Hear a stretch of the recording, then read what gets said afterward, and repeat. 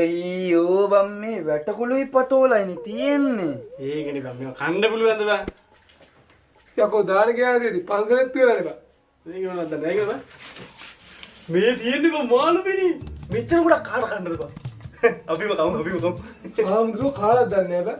දැන් 12ක් පහුවෙලා හින්දා හම්බුදුරු කාලා ඇත්තේ. 12 නම් පහුවෙලා තියෙන කමු ඔය රයිස් කුකර් එකේ ටික දාපන් මේකට ඔක්කොම ගන්න.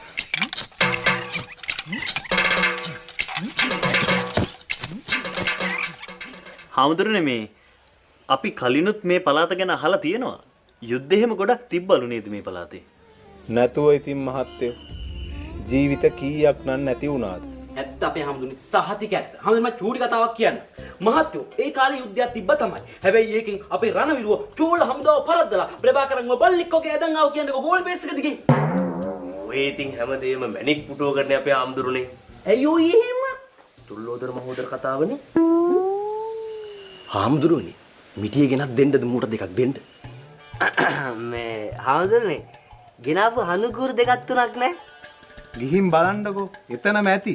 එතන කිව්වේ බුද්ධ මන්දිරේ. බුද්ධ මන්දිරේ.